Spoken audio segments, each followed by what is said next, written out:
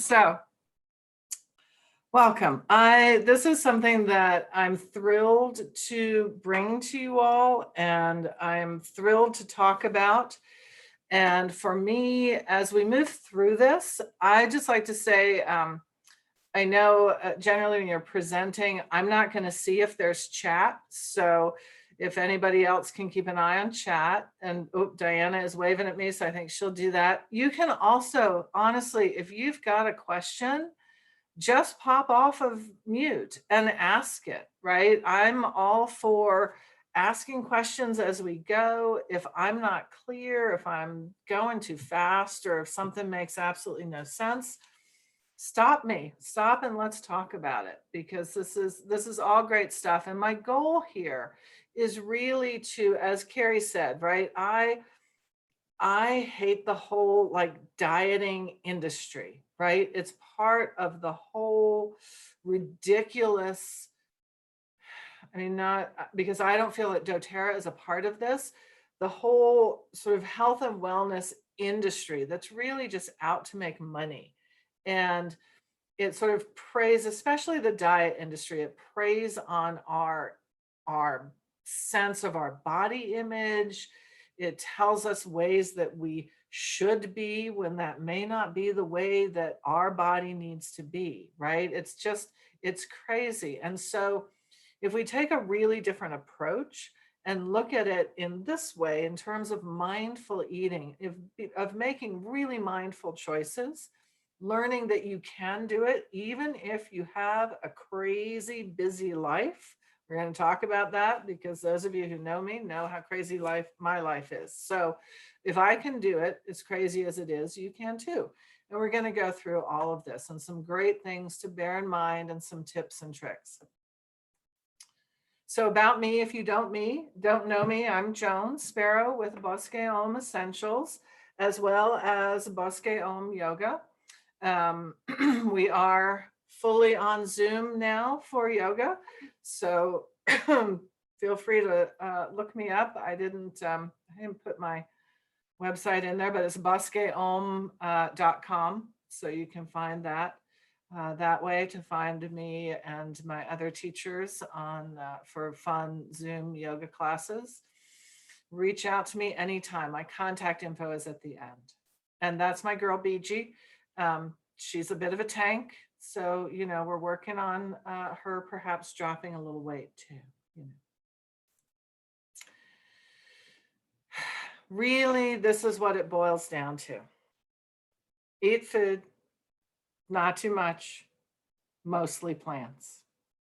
It can be that simple. This comes from Michael Pollan.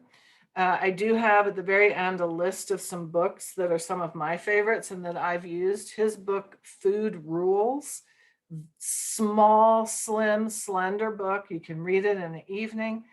Fantastic.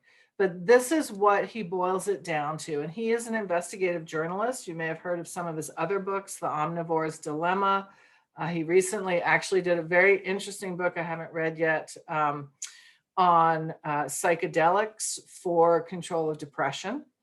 It's just a really fascinating writer, but I love his food rules. He goes through some really, really basic things like, if your grandmother, or depending on your generation, your great grandmother wouldn't recognize it as a food, don't eat it.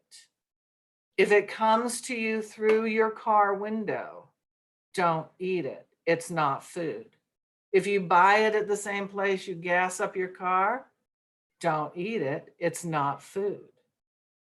He has a term for this that he calls edible food-like substances. And we're going to get to a really good example of it here in just a moment. I also love this sign. This sign is at the Rio Grande Community Garden here, where I like to walk my dog at the Los Poblanos open space, right? And they have that big refugee garden, right? Tres Hermanas farm. And they have all these little signs along there. And this one struck me, and I love it, right? Because this is also true. Buy the tastiest you can afford. Regardless of where you are or what you can afford, buy the best that you can afford. That may be different for all of us, right?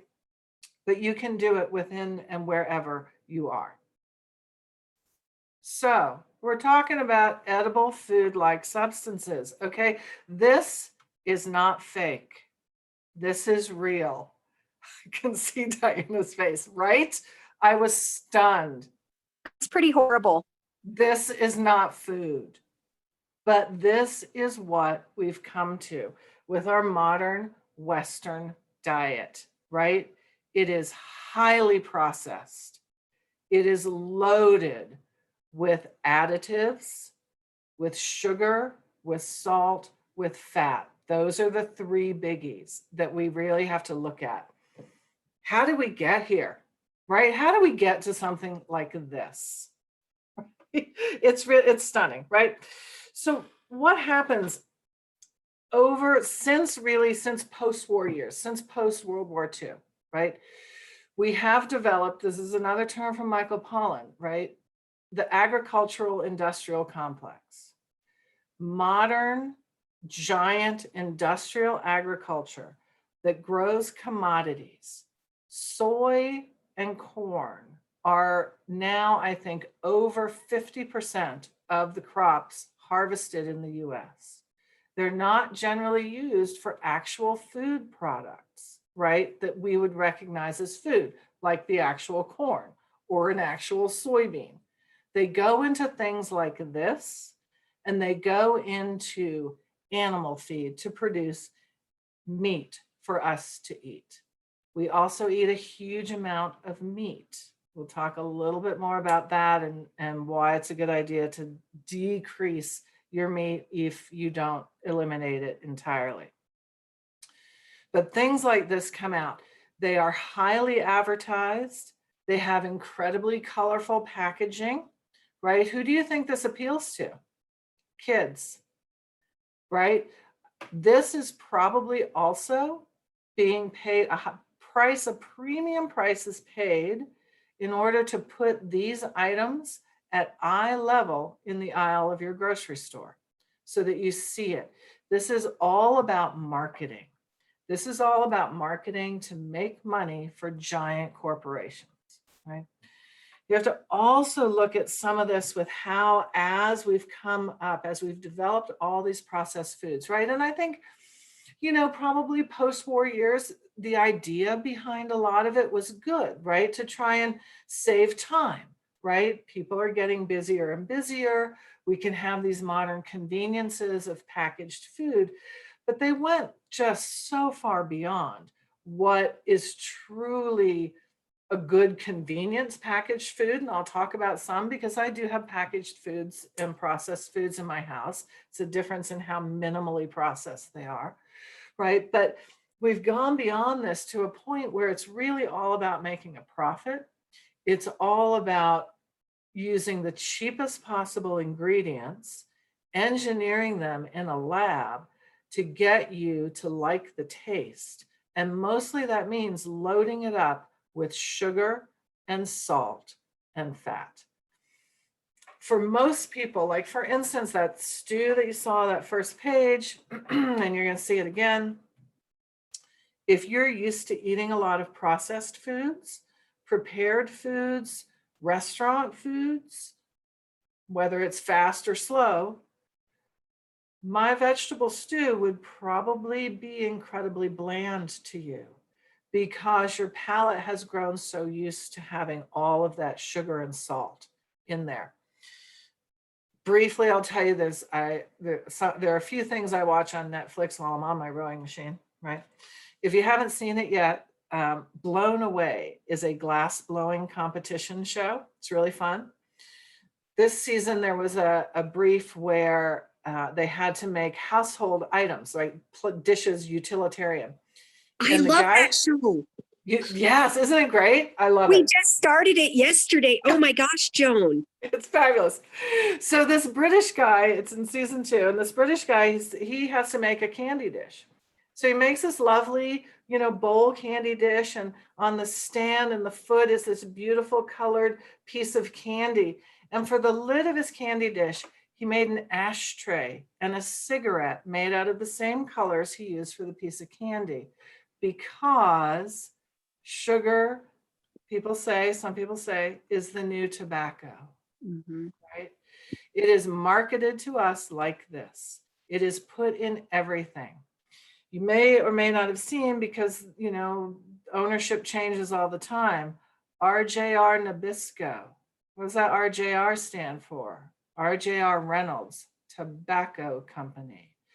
These massive conglomerates, right? A lot of these big packaged food companies that you see taking up all the space in the middle aisles of your grocery store are often owned by giant chemical companies. It's terrifying to me what's in here. Enough about that, right? So how do we look at things differently? Eat real food, right? When we talk about eating real food, now this is actually my stovetop with a bunch of stuff that this morning that I pulled out from my pantry and my refrigerator. Trixie's going to recognize some of those things because, yes, the other day I was at that large store with the WF, right? Right. But here's what I have. This is real food. It's minimally processed. I do have some processed foods there, right? There's a can of chickpeas. There's veggie broth. I could make my own veggie broth, but I don't have time. My life is crazy. So I buy it, but I buy the low sodium. We're going to get to the whole labeling stuff here in a moment. But as much as you can, buy whole foods. All of the little dishes in the front, the dark, that's black lentils. The little multicolor is quinoa. The red is red lentils. And the brown berry, little kernels, those are spelt berries. Those are a new favorite for me. I adore spelt berries or wheat berries or rye berries. So I use those in place of pasta or other grains like white rice, which is highly refined, right? Almost all the nutrition is taken off of it. Brown rice is a little bit better because it still has the outside. But if you start using some of these, I tell you, spelt berries and wheat berries, if you haven't tried them, you can. I made a pot of spelt berries this morning, 20 minutes on the stove. They cooked while I was in the shower, right? They're pretty quick and you can keep them, and then they go into all kinds of things and form a base. So we're going to talk about putting components together, but this is what you want to have. Over in, I don't know if you get to see a cursor, this is, I don't have any, I do have some fresh fruit in the fridge. I have some apples and I have some Cara oranges, which I love. But in this little bowl are also dates, dried dates, and prunes. I know a lot of people have a thing about prunes. Yum. Let me tell you, prunes are awesome. Prunes are so delicious. They're just dried plums. That's all they are. And they're fabulous. And, bring in your doTERRA oils. You take a few prunes and a little bit of orange juice and a drop of On Guard, maybe a drop of cinnamon on the stovetop for 20 minutes. Stir that up together. Delicious. Put it on your oatmeal. Put it on your yogurt. And you've got a real whole food that's full of fiber and really good for you, right? So that's what you want to eat. You want to be eating as much as possible this stuff. Minimal processing. I know the chat is going. So Diana, if there's anything in there in the chat that people want to stop or say or look at. I feel like everybody's just really appalled at the level it's stunning. to which the things have gotten, and just looking at that and trying to figure out why that would appeal to anyone. It just shows the mind warp we're all in. The mind and warp we're so we're disconnected from our food. We're so disconnected from the world and the land and where everything comes from, that people are just really living kind of apart from that in their own mind. Very much so. It's very concerning. It really is a disconnect with where your food comes from, right? And again, we'll talk about local and what you can do and how you can try and get a little bit of that back. I mean, for most of us, right? We live in a city. If you live out where you can grow a lot of your own, that's awesome. I can't. I don't have the time or the space, right? But keep it as minimally processed as possible. Then, who are you feeding? And this whole difference between nourishing yourself or just eating, right? Are you just eating to take in calories? Are you just eating for a lot of us, right? Certainly in the evening or something, we get into that emotional eating or the bored eating, where we're sitting in front of the TV and we're just mindlessly eating some snacks, some cookies. I can't say the POPCORN word because my dog will hear me and it's her favorite treat. So she will be over here in a minute. I do have some really nice, healthy stuff for her and myself, but who are you feeding? So I have a book and I have it listed. It's out of print. It's hard to get. I do have it. I love it. The book is called If the Buddha Came to Dinner. So I would pose this question to you all. If in your tradition, in my tradition, certainly for me, we are all spiritual and divine beings having an embodied existence right now in this particular body. Your tradition may be different, but if you have a tradition where you have the divine, if the embodiment of that divine came to your house for dinner, what would you feed them? What would you put on the table? If you don't have that tradition, those of you who are deep into doTERRA, this occurred to me today too. If Emily Wright came to dinner, what would you put on the table? Would it be junk you picked up on the fly? Probably not, right? It would be something that you took the time to think about and prepare and put forward, and it would be whole and nourishing and lovely. So then if you look at that and you think about what you would do and how you would feed that person, then think about why you're not feeding yourself that way. For most of us, we're probably simply going to say, I'm so busy. I'm busy. I don't have time. I have this crazy schedule. All the kids want to eat something different. There's this, there's that. It's just easier to grab the frozen thing out of the freezer and throw it in. But maybe start to think about it in that other way for the way you feed yourself. Right? So that to me is huge, right? Think about that. If the Buddha came to dinner, you're not picking up McDonald's on the way home if the Buddha is waiting for you at home.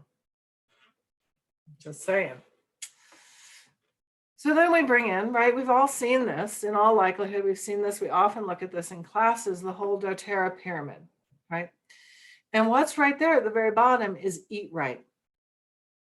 But for a lot of people, right, we see this. I mean, we've all seen this. How many of us seen this? And for a lot of people, maybe we see that, we say eat right. Well, okay, I don't really know what that means. Or eat right. What is right? Is there one right? I would say no. There's not one right. Everybody has to find sort of their own right for them, for where they are, for what you have the capacity to do, for what you can afford, right? Because unfortunately, that's also the way our agricultural industrial complex has rigged things so that the cheap food is the stuff that's loaded with all kinds of additives and all that stuff. And it can be more expensive, but there are ways to work around the expense of buying whole. And I would, if you go back and think about that picture of my stovetop with all of that stuff on it, right? That's probably for me close to food for a week. And for all meals. And that's probably what was on there was probably less than $50. So not so bad when you really start to break it down and look at it that way. You really can do it. But what is eating right? You have to find out really what's right for you and what's going to fit in your lifestyle and what's going to be good for you. I personally need a pretty high protein load. That's just the way I am. For me, it's more get into the whole Ayurvedic science. I am a Pitta through and through. Pittas traditionally need a higher protein load.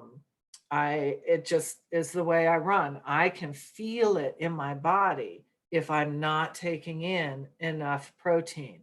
I will start to feel really run down. I'll feel foggy and logy and just things are not clicking for me. And I'll realize and say, oh yeah, I need more protein.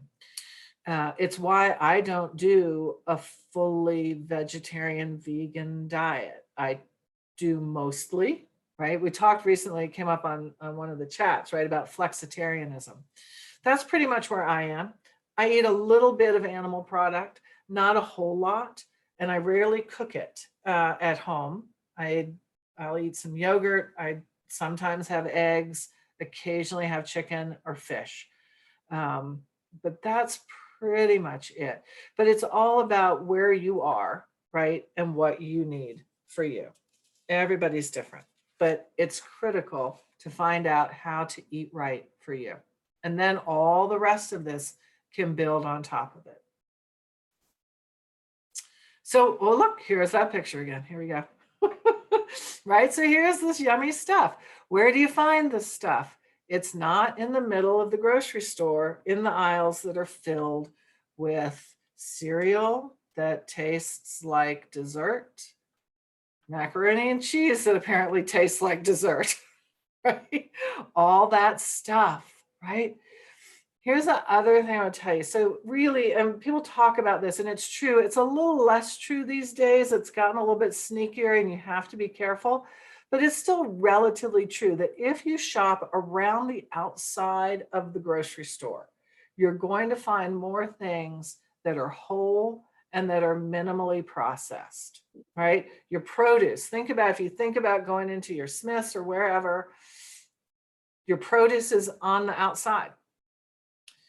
Your fresh foods, perishable foods are around the outside. The stuff that's in the middle is the stuff that doesn't rot. That's another Michael Pollan. Don't buy food that doesn't rot. If it doesn't rot, it's not really food. What is it? Right?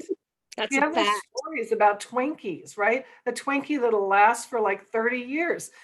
What is in that would make that okay? And do you want to eat it? No, of course not, right? It's formaldehyde, Joan. That's what's in. See? Back in the day, it was straight up freaking formaldehyde because I took nutrition in college. And when I learned that, I was just horrified because now they batter and dip that at state fairs. Like, yeah, they fry it. So that's really crazy. But you nailed it on the shop the perimeter piece. Yep. As a retail person, we refer to that area as the fresh area, and it that's where you should shop, is all those fresh areas. You're absolutely right. Yeah. And then, I'll dip in because, as you see, right, the processed foods that I do get, like, cans of beans, right? I don't have an Instapot. I don't have room in my kitchen for one. That'd be great, right? That I could just cook dried beans really easily. Yeah. So I buy canned beans, but you look for the ones that don't have added salt, right? I buy vegetable broth because I also don't want to take the time to make it myself. I could, but I don't. I'd rather be slicing up some Brussels sprouts because that's more fun. But so I buy the packaged vegetable broth that, again, is low sodium, right? I eat a little bit of bread. I love those Wassa crisps. Not everybody does. If you haven't tried them, try them. Right? They're high fiber, low calorie, it's one of those items, we'll get to labels in a second, but that has very few ingredients in the processed food. So that's the other thing. If you're looking at a processed food, look at how many ingredients and can you actually pronounce the names of them? Do you know what they are? If you have no clue what it is and you can't pronounce it, probably not food. Don't eat it, right? For some of you who've known, for me, you see the tofu there. When I was going through menopause, I could not eat tofu. It sent me into immediate raging, worst ever PMS you could imagine. Vicious, evil, just like. And so I just stayed away from it for years. I recently decided to see if maybe things had changed, if I was far enough post-menopause that I could add some tofu back to my diet. I'm so excited. So it is back in my diet, tofu, which I dearly love. I love the super, super firm. To me, that is a convenience food. I open up that package, I dice it, and then I toss it in whatever I want. It's a quick and easy. If I'm having a salad, I'll dice up tofu and that's my protein. I don't have to do, if I get the super, super firm, I don't have to do anything to it, right? If you get the softer stuff, then it goes in place of high fat oils in your salad dressing in your processor or your blender, right? It's a great thing to use for that. I also eat a lot of tempeh. I love tempeh. If you haven't tried that, it's fantastic. It's super nutty. It's easy to cook. You just saute it real quick and it comes together. And that's a fantastic protein to have. I also do the faux meats. I'm a little up in the air on them. That's a pretty highly processed product. I'm not real sure about it, but okay, I do love a Beyond Burger. And if you haven't tried their meatballs, they're really tasty and they're really easy to have around. So shop the perimeter, buy things in bulk, buy grains in bulk. You can easily keep them and just cook what you need and make sure that what you're buying would eventually rot, right? Do it. Now we get to the fun part. I love this Tom Waits, right? The large print giveth and the small print taketh away. The front of the package, ignore it, right? It's designed to capture your attention, just like that Candy Craft macaroni and cheese, right? There were roses, there was pink, it was bright, it was colorful.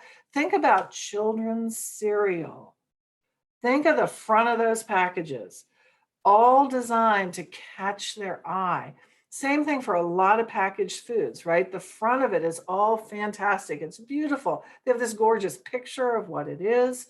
It tells you how fabulous it is.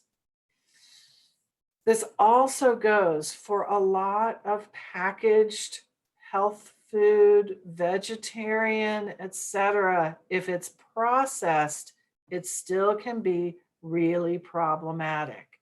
You have to look at the fine print. You have to turn the package over. Reading labels. I am one of those people you will see clogging up the aisle, reading the labels on the back of stuff. And I'll read one and yeah, no, and put it back. And I'll look at something else and I'll pull it out and I'll read it. No, and put it back. I'm one of those people. I pulled this image with the numbers on it for this particular label. This comes from the current issue of Forks Over Knives magazine. It has some great recipes. But I loved it because their numbering is exactly the way I read a label. So let's go through it. Number one, how many servings? This is a key trick in processed foods, right? A lot of times you see a lovely, it's frozen, it's a dinner and you look at it, it's great. And you may not realize until you really look at this that, oh, maybe that's actually 5 servings. Because that's what they'll do in order to have the front in big bold letters say low fat, is because the servings have been chopped up, other things have been added to replace the feel of that fat. So look at the servings. That's what I look at first. How many servings are in this container? Then I'm going to look at how much fat is there, right? Think about how much fat you want. It varies. I mean, I try to keep for myself to a 20 grams or less of fat a day, right? Everybody's different. You do need some fat. I'm not one of those people that will tell you should cut all fat out of your diet. I think you do need some, you need some decent fat, but you want to stay away from the really ugly stuff, and you want to stay away from too much fat. So that's what I look at next on the label. And then a lot of people will skip it. I next look at sodium, right? Because a lot of processed foods have stunning, simply stunning amounts of sodium per serving, right? So that, right, because you have to keep in mind, right? That's why you look at the servings first, because a lot of things you look at the package and you know you're going to eat that whole package, right? Because it's maybe just this big, but maybe there's 3 servings. And maybe the sodium says it's 400 milligrams per serving. So now if you eat that whole package, which is really only this big, you've gotten what, 1,200 and something milligrams of sodium. So you have to keep it all in mind, keep it all together and look at it. And then how much added sugar, right? Sugar is naturally occurring in a lot of foods, and that's fine. But a lot of packaged foods are going to have a lot of added sugar that's in there, because if the front label says new, improved, low fat, it may be because of a combination of making more servings per container and adding sugars and salts to make up for that, right? It's crazy. It's crazy how food science works. It's all done to get us to eat the stuff and to get our palates used to it so that you're craving more and more and more of it. And then what are the ingredients? Really? What are the ingredients? Read them. Another one, again, I keep coming back, Michael Pollan, right? And you see me, right? It's tiny. That's why I say it is the small print. I'll be in the grocery store with my glasses up and the thing here trying to read it, but I'll read it to see what it is, right? And Michael Pollan, again, Jen, pick a number. I try to keep, if I'm getting a processed food, I do my best to have the ingredients be 5 or less. That's a good rule of thumb. And have them all be things that you recognize, right? This happened to be from a can of chickpeas. So what's in there? Chickpeas, water, and salt. I understand all of those things. I can picture all of those things. I would take all of those things into my mouth on their own, right? Unlike those things with weird, crazy names that you just don't know what the heck it is. Stay away from those. Stick to things like this. The most you can, as much as possible, buy food without labels. And where do you find the food without labels? Around the outside of the grocery store, in the produce bin, in the bulk grain bin, right? They may not have labels, right? Your apple doesn't have one of these labels on it. It's an apple. So if you have to, read the label, really read the label and educate yourself about what's there. And you can, I mean, especially when you start to look at all the sugar substitutes and different types of sugar. Sugar is sugar. When it's really refined and added to things, it's sugar. Whether it's maltodextrose, whether it's whatever. A lot of the OSE ending ones are sugars. Those are manipulated, processed sugars. They come out of beets. They come out of all kinds of stuff, but they're still sugars. Doesn't matter where it came from. Stevia, it's a plant. That's nice. All sugars come from plants in some way. It's still sugar. So be aware, right? And look at it. And if there's a little bit, okay. If you're getting a lot of added sugar, don't go there, right? Put it back and look for something else. Look for an alternative to it. Oh, this is one of my favorites, right? Here's another one. Can you read that? Pears grown in Argentina, packed in Thailand, sold in the US. My goodness. That is insane, right? Insane. You do not need your pears traveling halfway around the world to be chopped and put in sugar syrup and shipped back to you. Don't do it. Don't eat it. Don't buy it. If your food is traveling like this, and it was originally a perishable food, right? What have they done to it that it can manage this trip halfway around the world to be chopped up and packaged and shipped halfway around the world back to you? Yeah. Buy local as much as possible, as much as possible. We have access here in New Mexico to amazing local produce. And if you do a little digging and a little research, you can find great stuff. Buy seasonal, right? If you look at that, again, we go back to that spread on my stovetop.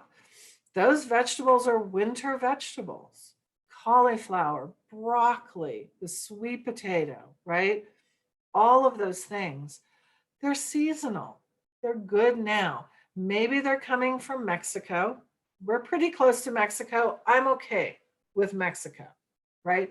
You will not see me buying blueberries in the middle of winter that were grown in Chile and flown here. Same with grapes. If you love table grapes, great.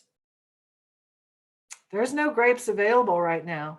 So think about, if you're buying grapes at the grocery store right now, where did they come from? Because they did not come from the US, that's for sure. They're not in season. So look at that. More and more places are labeling where produce comes from. If they're not labeling it and you think it probably isn't in season, ask, right? I would not be shy. Track down one of those people in the produce department, and hopefully they know. If they don't know where it came from, I'm saying don't buy it, right? Who knows where it came from? Who knows how far it's traveled? So, hey, Joan, if you're buying from Mexico, do you want to buy organic? I do. And I buy organic as much as possible. I pretty much always buy organic. It's rare if I don't. There are some things I might not buy organic if I can't find it. And some things take up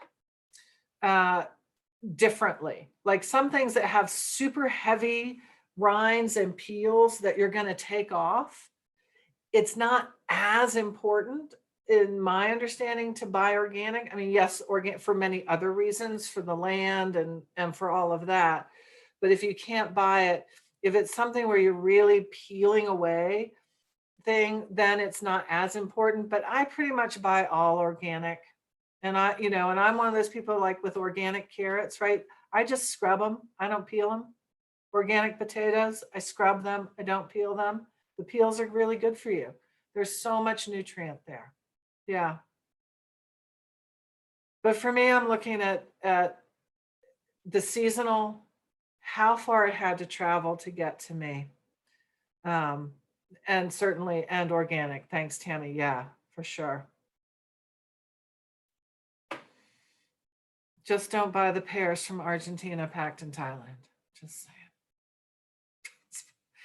They're probably pretty cheap too, which is also terrifying to me. How can that be? How can that be? Farmers markets, we have them here. They're still operating during the winter. Most of them are on a once a month schedule. Los Ranchos has some great produce. The Los Ranchos Farmers Market, I have friends who grow and sell there. The Corrales Market is great, and that's, I think, once a month right now on Sundays, and they have fantastic produce. Some of the growers here local to us in Albuquerque have decent sized greenhouse operations and are producing some really nice, lovely greens this time of year, even in the greenhouse. So you can pick those up at the farmers markets. You can also, regardless of where you are, you can choose a CSA, community supported agriculture. If you don't know what that is, that's where farmers, and there's a bunch of them here in town, that do it, and you can find them anywhere. Just Google for CSAs locally to you. And what happens is usually you will buy in at the beginning of the season, and you'll pay up front for a share or a half share or whatever. It allows the farmer to plan and to plant. And then each week or every other week, however you've set it up, you pick up a box full of that week's fresh produce out of the ground. I am, all of you who know me know that I'm a huge farmers market fan. I'm a huge proponent of, to the greatest extent possible, know the person who grew your food. You're going to have, that's about as whole as you can possibly get. Like if I go to Los Ranchos, to the growers market, and I see my friend Mark from Loose Leaf Farm, he and his wife Sarah are friends of mine. I know where they farm. I've been to their farm.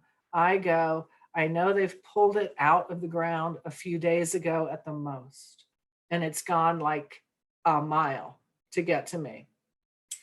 Obviously, you can't do everything that way, but the more you can start to add those things in, the more you'll start to find, and the more you'll start to find that you actually can incorporate more and more local and seasonal produce and local meats, right? If I'm going to buy beef, you can buy that at the farmer's market too. There's a lot of growers here in town. Trixie, for you, I'm sure you've probably been Polk's Folly over there in Cedar Crest. Love that place. Fantastic stuff. Yeah, for sure. Yeah, for sure. Right. And it really is all about, you just make whatever fresh things you can get. It's not structuring your day so much like I want this, and this. It's more, hey, what can I get that is in season and local and fresh and organic and healthy? And I'll build my day around that. And I love that because it's almost like a treasure hunt. What am I going to get? I don't know. Yes. And then you take it from there. Yeah, absolutely. That's really true. And you'll find, to me, I find it a much more satisfying way to eat, right? Same as like right now, I don't have fresh tomatoes in my house. They're not in those things you see at the grocery store, tomatoes in the middle of winter. That's not a tomato. I don't know what that thing is. It's like a little softball. It's pink. I don't know. Wait until the summer when you can get fresh tomatoes either from your yard or at the farmer's market. It's just, you learn to sort of go with that flow a little bit more. And that to me is much more nourishing to yourself. It's a much more, it really is a much more nourishing way to eat and way to be. I really feel that, rather than just feeling like you have to have your fresh blueberries in December and you don't care where they were flown in from. You're creating that mindset shift for us, Joan. Just the picture of it with your class here, because we need to shift the way we think about it. Yeah. And it's a shift, and it's a gradual shift, and it takes time, right? I totally get that. You're not gonna, I don't anticipate anybody on here is gonna like go and immediately clear out their cabinets in time for garbage day this week. I mean, if you want to, fabulous, that's great. I would say go for it. But, maybe just pull a few things out and go, whoa, look at the sugar in that, throw it out, right? Maybe. Joan, one of the things that I like to do too is, especially like in the height of the fruit season, blueberries and whatnot, and you can get them very inexpensive. Yeah. If you can't eat them all, freeze them. Oh, yeah. And then you can use them in the winter and have them. Yep. Yeah. I have apricots frozen in my freezer from a neighbor's tree. Mm-hmm. Right? Yeah. I mean, I do that too. Absolutely. In the summertime, I will load up on fruit at the farmer's market. Again, here in Middle Rio Grande Valley and New Mexico in general, it's amazing. I didn't know until I moved here how amazing the stone fruit here is. I love stone fruits, right? Peaches, apricots, holy schmoly, amazing. Stock up on them in the summer. Yep. slice them up and freeze them if you don't can. I know people who can. It's a life goal for me. Maybe someday I'll do it. I don't know. I'd love to. It's fabulous. It's a cool idea. But I don't, so I freeze it. But yeah, absolutely. Thanks for that, Tammy, because I wasn't even thinking about that, even though I have some summer fruit in my freezer. The other thing that is fun to do is if you have a dehydrator is to dehydrate things. Like mushrooms were on sale one day, you know, the nice brown ones, you know, I'm think spacing on the name, but they were like really cheap. And so I bought a bunch, but you can't eat them all right away. Right. So I sliced them up and dehydrated them. And now I have mushrooms anytime I can add to a recipe. Love it. Yeah, that is a great way to do it too. I don't have a dehydrator. Again, I have a small kitchen, and it's something I've thought about, right? And I think I would love it, right? Because it's also, you can use a dehydrator to make like raw crackers and stuff that are like not baked, and like flax crackers and stuff like that. You can do that in a dehydrator. So we'll see, maybe one day. So we've gotten all of our ingredients, right? We've bought our whole foods. We've shopped the perimeter. Now what do we do with the stuff once we get it home?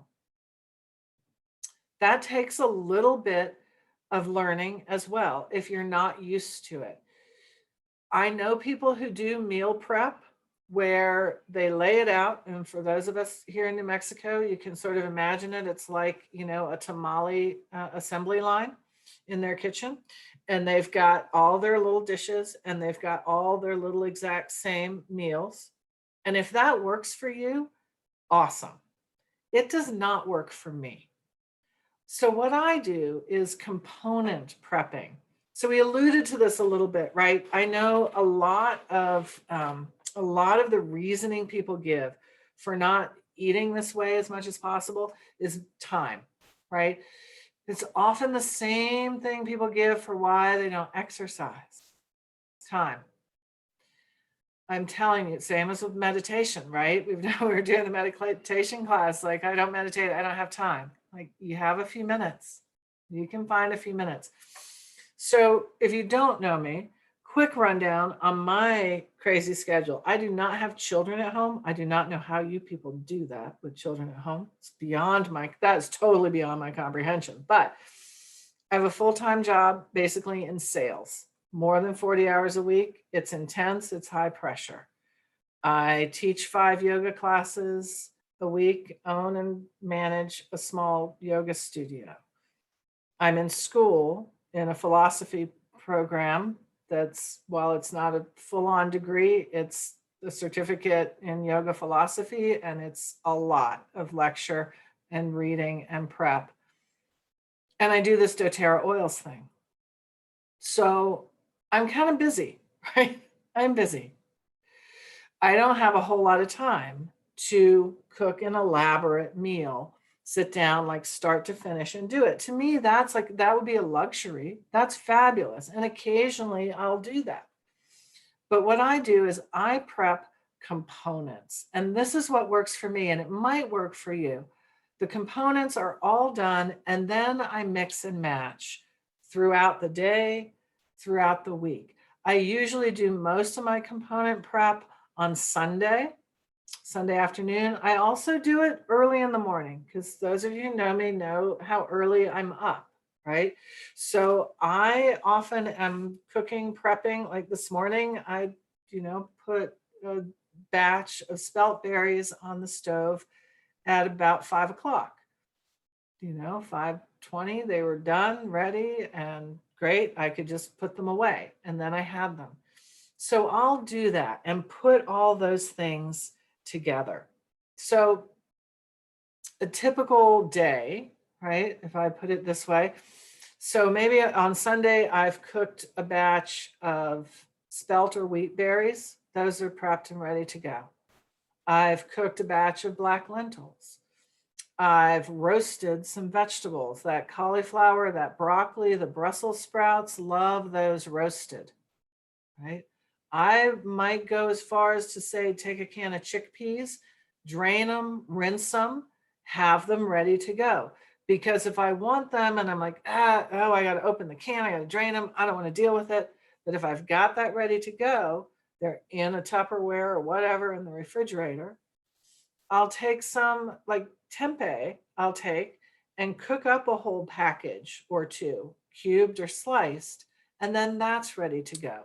So for instance, a morning like this morning, breakfast, I'm not a sweet breakfast person, I'm a savory breakfast person.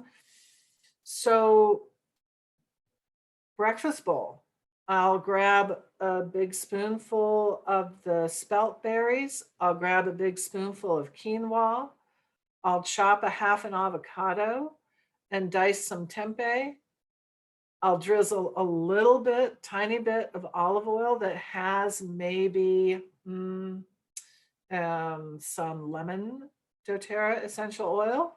Or if I'm feeling fancy, if you got the culinary blends, that Mexican blend is really yummy, right? So whisk that up, pour that over, maybe put a sprinkle of pepitas on top. And that's an amazing breakfast. And that's all whole foods.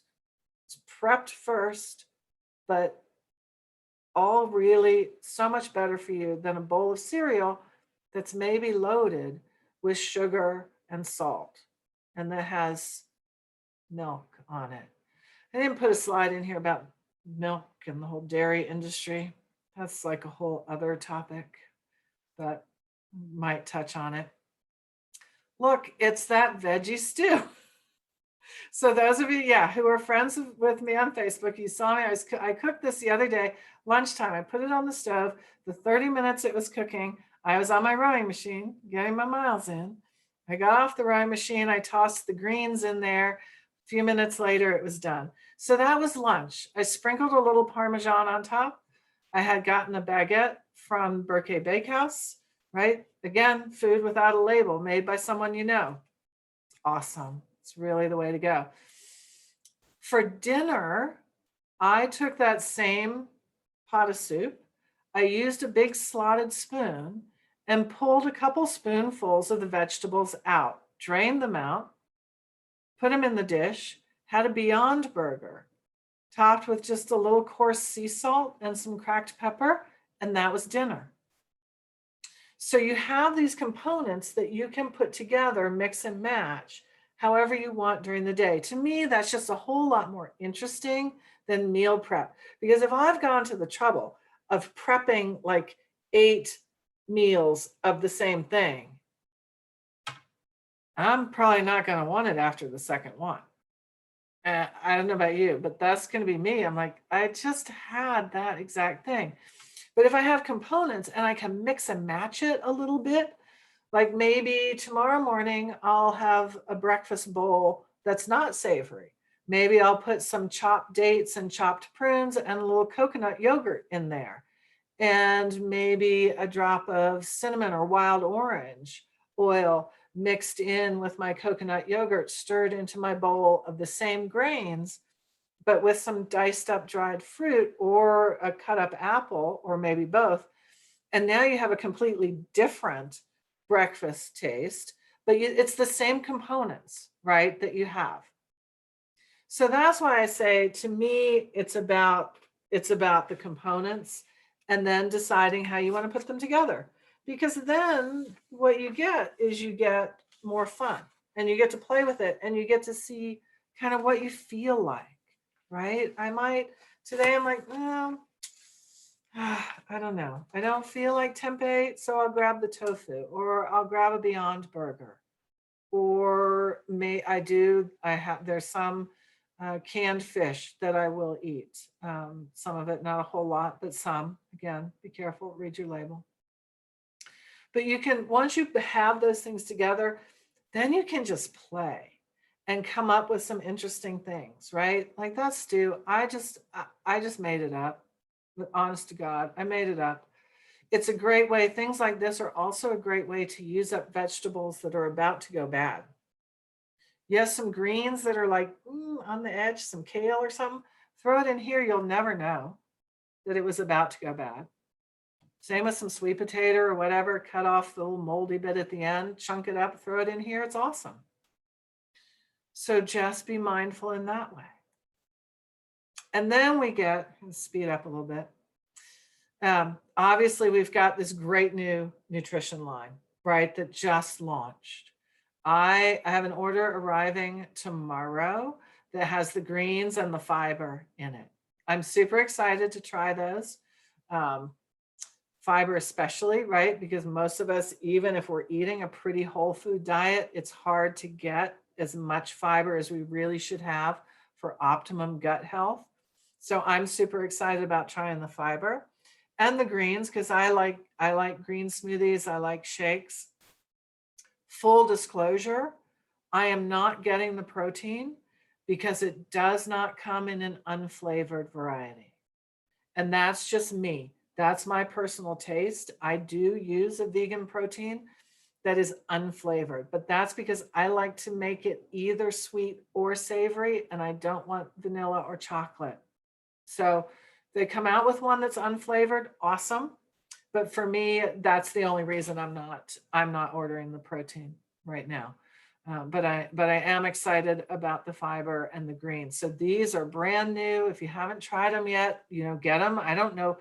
There's a few of us here who have them and have tried them and can probably speak to them. I was a little late to the ordering, and but the greens are back in stock. So Hey, those are Joan, coming.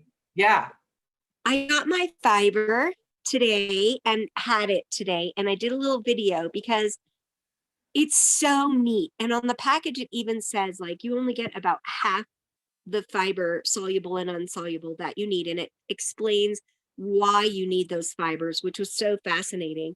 And then the scoop is really small, so there's 30 servings in there. I had a scoop with 10 ounces of water, like it said, and stirred it up. I love the flavor. It was fun to drink. And I don't know, I'm excited about doing it for the next 30 days. So I'm stoked that you're going to get it. And then I ordered the greens to come on the 4th. So yeah. Yeah, I'm excited to try both of those. Definitely. Romelia, she's loving that protein. Yeah.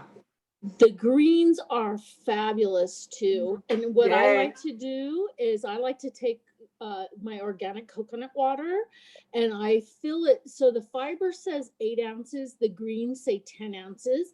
I actually put 12 ounces of coconut water and I put a scoop of the fiber and a scoop of the greens together because they have that citrusy flavor. It is so good. Yum. That's awesome. I'm going to do it as soon as I get mine. I can't wait. And here's the cool thing, folks, too. If you're trying to up your water intake, these are ways to up your water too. Absolutely.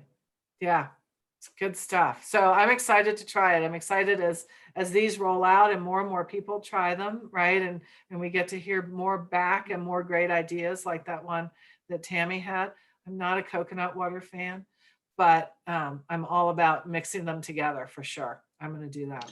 Well, and I choose coconut water just because that's a preference, but you can mix them with just plain water. Exactly. Yeah, I'm gonna do plain water. I don't know what it is. I don't know. Again, it's taste, right? We're all different. In the same way, we're all different about how we like different oils, right? We're all different. And for me, coconut water is just not one of them.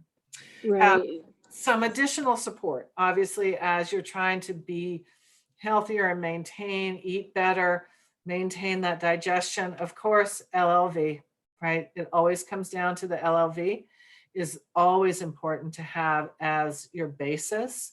Love this stuff. Complete convert to these now. Even though, right, I eat a fair amount of really fresh, whole produce in a wide variety, big old rainbow, as they say, this just really helps to get all of those food nutrients and to get the omegas, which are critical, really critical to you. The Terrazyme, the digestive enzyme, right, really helps in breaking down and digesting everything. And I will tell you, if you're starting to make a switch to a more whole foods diet, you're going to notice some digestive changes. Be aware, it will happen. So have the Terrazyme. Just keep that on hand and have that.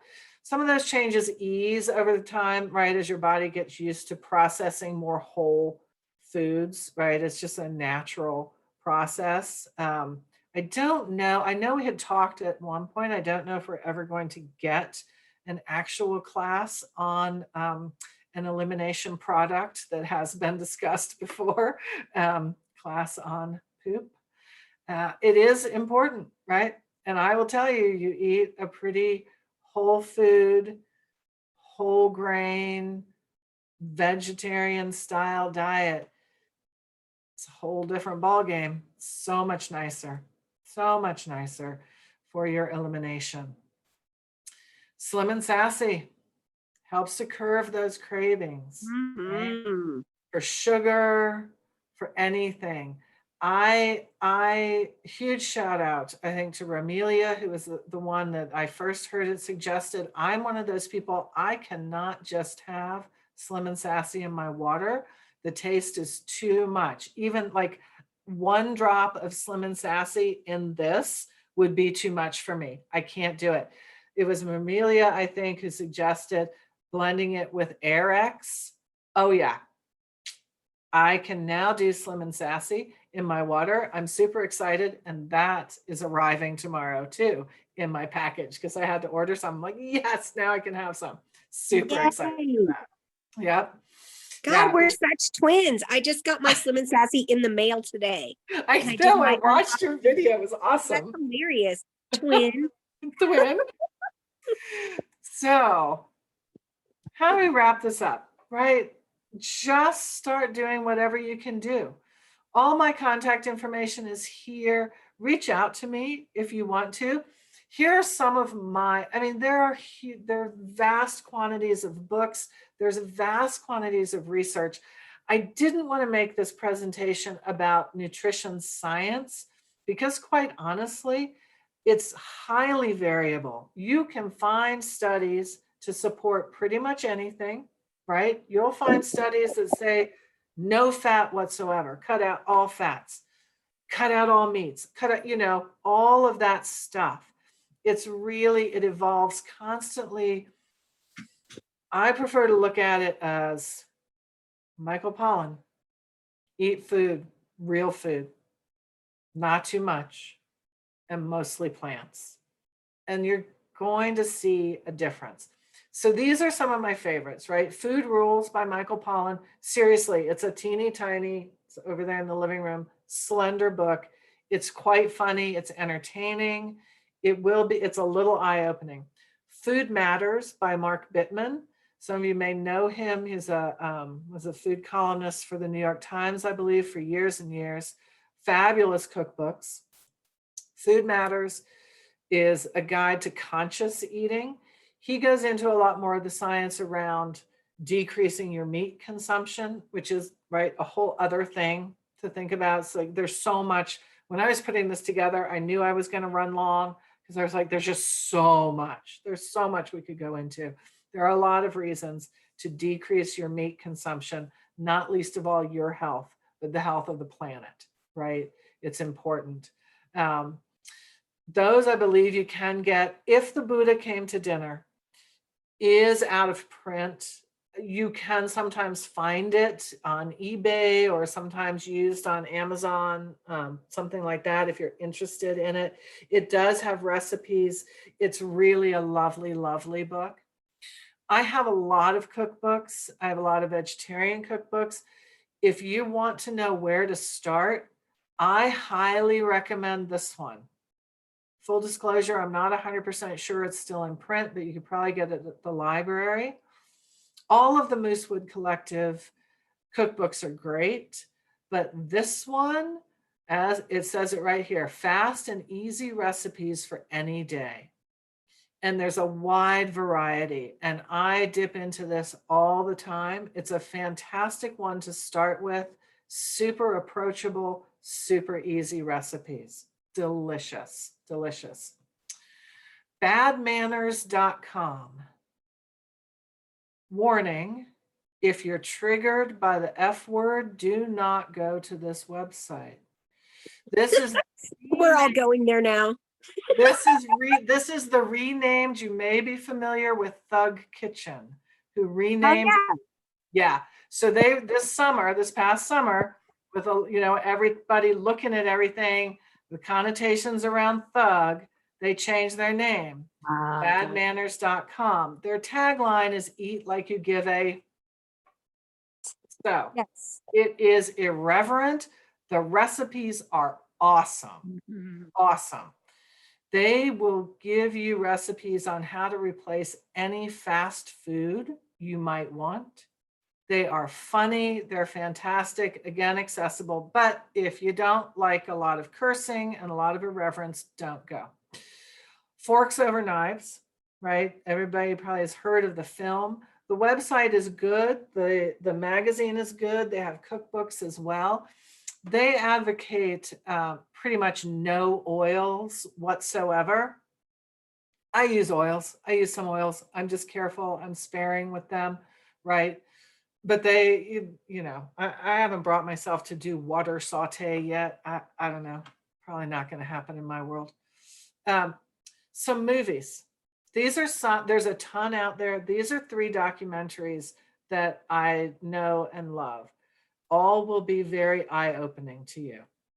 Food Inc., King Corn, which is a little harder to find, but super fun, really interesting, and we'll go into a lot of detail about how the agriculture department and food lobbyists came to, cause us to eat the Western way we do. Super Size Me, a lot of you may know, right? That's a whole other topic of the idea of how portion sizes have changed, right? That was a staggering movie. Yeah, right? Because, and things that you don't necessarily think about, but here's a little fun thing to do. If you have, say, your grandmother's china, grab a dinner plate and then go out to the store and look at the size of dinner plates that are sold now. The plate size is different. No doubt. Because we think we need to have these huge portions, right? So they've made plates bigger so you can have a more giant portion. It's crazy how insidious all this is, right? When you start putting it all together. So I can probably stop sharing it unless there's if anybody wants to go back and look at anything before I stop sharing. Speak now. Well, I was just saying that, thinking that, we have such an obesity crisis in the United States. And, I struggle with this, not only for myself, but for my daughter. And I remember that my mom back in the 1960s worked for KOB Advertising, and McDonald's says if you don't get your order in 1 minute, it's free. And so we were McDonald's people. And I just always think back to the fact of what toxins have I layered in my fat cells since I was a child. Yeah, we all have. And it truly, there's one of the books, I think I had mentioned to Leslie, right? I got this, I had so much fun. I was at the library and getting a bunch of books, and there's some that I was like dipping into and out of and like, okay, fine. There's one, there's a few that I'm hanging on to read that I haven't read fully through yet. And there's one, and it's the title of it is simply The 3 Big Ones, and I don't know the order, but Sugar, Salt, Fat. And it starts out, again, written by an investigative journalist. And it starts out with this amazing story about how he found out that in, I think it was late 80s, at one of the big, the big food companies, General Mills, Nabisco, et cetera, some of the food scientists were saying, it's really looking like there is this increasing obesity crisis in the US. It's really looking like more and more research is tying it to the processed foods that we produce. We probably should try and get out in front of it. So they managed to arrange a meeting of the CEOs of like the 5 biggest processed food makers. And they listened, the CEOs listened to that presentation and said, no, bye, Lisa. And they said, no, we're about making money. So remember that when you look at processed foods, they are there to make money for their shareholders. Well, and not only They're for the not there to make shareholders of the processed food people, but the shareholders of the big pharma that makes so much money off All of of it. all the drugs that they have to give us. And Yeah. yeah. Yeah, it's really stunning how it Yeah. all links together. And I have kept you late, so I will Thank you, wind. Joan. This was a fabulous presentation. You're so welcome. It was fun to do. So Great good. class. Reach out to me with any questions. Is there anything that like we missed in the chat that I should check or see or read or answer for anybody? think that- I just think everybody's really was really understanding what you were saying and getting all the examples and really, you know, getting the information. Just probably people want to know if you'll be doing a series with this, moving further, deeper on with this and into like maybe the meditativeness or the kind of the mindset at sitting at the Oh, table, yeah. you We know, didn't even get to that. There's so or much. standing at the stove, whatever, the whole preparation mindset, the whole, you Yeah. know, sitting there eating mindset. Yep. Absolutely. Because, you know, we just love your voice, Joan. Yeah, right. So true. That is so true. Just like listen to Joan soundtrack all day. Joan, Whatever your you're TikTok- describing that you're doing, we're like, oh, that sounds so good. Yeah, Well, Joan, maybe Podcast, what we Joan. can do is we'll come up with it. We'll do a participatory class yeah, that would be great. where you'll make something whole, nourishing. We'll come together and we'll eat it. We'll have a little meditation and talk about that. That sounds That fun. would be beautiful. Oh my gosh, that sounds That would be amazing. fun. Also, I wanted to bring up that you had given me the tip when we were talking about the dosha. Is that how you pronounce it? Yeah. I don't know. Yeah, doshas. And so that's how you had suggested where we can go take that test in order to like find out and give ourselves that more turning our mind into that, looking into the Ayurvedic, Yeah. you know, way of eating and feeding ourselves. Because it's It's those ancient traditions that we need to Yeah. turn it's true. back I to don't- in order to kind of straighten ourselves up. Yeah. I don't do full on Ayurvedic. You know, I have friends who are Ayurvedic practitioners. I have a friend who's Ayurvedic cookbook author. There are some pretty stringent rules in Ayurvedic eating. There's a food combination, like you never, ever, ever eat fruit and a protein together, ever. Fruit is like totally separate, hours apart from anything else you eat, stuff like that. Whole huge lists of food combining stuff. That's more than I can deal with. But overall, right, the concept of using food as medicine is Yeah. important. Right? Yeah. Very true. Yeah. Yeah, so I had gone to the website of like the Chopra Center in case Mhm. anybody's interested in that. So That's what's what, your dosha? That's what Joan had recommended. I'm Pita. I'm Pita too. Yeah. And I think Hippocrates said, let food be thy medicine. Yes. It really is. It is in so much, and just in all the doTERRA products, right? Plant derived, a lot of medicine, even though it's, at this point, most of it is like highly changed, but the basis for so much of it is plants, right? Penicillin, right? Mold.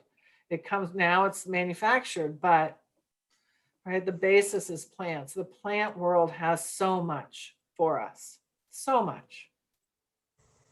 Oh yeah. So go out, eat some fresh veg, cook it up. This is the time of year to cook. I don't eat a whole lot of raw right now, right? It's winter. Oh, I want to cook it, right? I want that stew. Yeah. I No, just got that's cabbage and cauliflower and cilantro from my Skarsgård box. And we were Nice. looking up what can we cook with this, and there's like a lot of really great recipes to make like a curry and like a Yes. nice garam masala spicy thing. Yeah, you can have fun with it. And you know, and once you have, like, for me, right, I roast up a head or two of cauliflower on a Sunday and then it's just ready. And I might snack on it, right? I'll roast it plain. I roast my vegetables plain, and then I can add for each thing I'm doing different seasonings, different oil combinations, all of that to make it either, you know, with like ginger and turmeric and make it all Asian with a little soy sauce, or go completely Italian. You can, once you have the basics ready, then you can just play and it becomes fun and healthy. It sounds good. Keep those pictures of your food coming. Yeah. I think Leslie has her hand up. Leslie, Okay. I do. Thank you. Miss Sberro, I have a question for you. Just Yes. kidding. No, this has just been absolutely so eye-opening. And just the beginning part of, I've been driving around and trying to take notes when I'm at a stop. But the edible food-like substance, that's just so completely eye-opening. But my question is, for those who have tried the fiber, how long does it take to take effect? Like, when would you recommend taking it, in the morning or in the evening, or does it depend and you just have to play with it on your own? I would imagine it's pretty particular to each person. We're all really different. It really is. I have the fiber and I've been using it. And honestly, you know, for one thing, you need to drink a lot of water when you're taking fiber, because it can have the opposite effect if you don't give it a lot of, you know, water with it. So yeah, trying to be tactful. But it's not the kind of thing where like you can't take it if you're gonna go out, you know what I mean? It really is gonna just kind of work into your daily routine, you know what I mean? So like, you know, have one glassful, drink lots of water. And I have heard of a couple of people having a very immediate response, but that was not my experience. But do make sure you drink plenty of water with it. It's probably always safest I'm to one do of those it when you're home. Yeah, the first time you try it, or the first few times, you know, maybe Yeah. just try to make sure that you're not, like, you know, about to walk down the aisle or something. Right, or like, go into a meeting, or, you know, leave the house. You might want to plan that. Be a Just little in bit, case. you know, maybe it's a housework day or something, but just so you know, because we're all different, you know. Diana's saying for her, she has a, you know, bless her heart, she's, you know, got it. She can set a schedule, right? Like, it's going to work immediately, but not everybody's that way. Exactly. So yeah. So I just set it up where I take it in the morning, first thing in the morning, and you know, I'm ready. Yeah, it is. It's really different. You know, everybody's going to be different. And certainly with things like that, right? I mean, not to go off into, but it's another great. It's topic. it's not scary immediate. It's a healthy immediate. It's just like my Right. system is like, yes, okay, great. Thank you very much. Now let's do what we're supposed to do. Thanks, Kim. I will say this, if you struggle with sleep, don't do it before bed. You don't want to wake up your digestive tract as you're trying to. So that's, if that's something that you already have, you know, maybe some sleep issues, I wouldn't suggest before bed for that reason. You don't want to have things rolling around when you're trying. Yeah, because that could be, Yeah, it's good very point. tossy-turny, you know. that wouldn't be comfortable for a lot of people. You know, now I personally feel like for me, before bed would be perfect. But everybody's different, you know, but I haven't gotten to try it, so we'll see. I want to be a Diana, but it looks like I'm Harry. I'll let you know next week, right? Or I'll let you know what end of the week, because I'll have it tomorrow night. Could we get that report, please? We need a report, please. We'll set up a chart. We want it timed. Yeah. Like having a new board. You know, I really suggest that you add it in the morning. That way you have the day to understand how it works with your body. Yeah. That's really the best thing. Yeah, the first time for but sure. if you figure out that you need that support in the evening, it's there too. And it is definitely not like any other fibers that are out there in the market. It's not going to attack your digestive system. Yeah, it's very gentle. It's really a way to add fiber that we need to have in our system. Yeah. Right. And I would imagine too that your body, you know, over time, as you integrate it on a daily basis, right, your reaction will be different. And probably you'll get to the point to where you take it, you don't even notice it, because just everything is working really nicely. Right. Yes. Right. That's been my experience. Yeah, that's perfect. And Romelia's saying too in the chat, it's not a diuretic, so right, not going to have that type of reaction. And right, yeah, it's also not one of those fibery kinds of drinks that if you don't like get it all down right away, it turns into like this globby gross jelly. It's not like that. Yeah, those are so nasty. Yeah, it's not like that. And I don't like powdered things like that. And I've been using it, and the flavor is very pleasant. It's very kind of like appley, fruity. Nice. It's good. Yeah. Wait. I can't wait. Well, this is everybody. I'm going to stop the recording. Thank you. Now that we're on to, we've slipped a little. If I can, hold on, let me figure it out. I hate doing this on my phone because I really am like an idiot. There we go.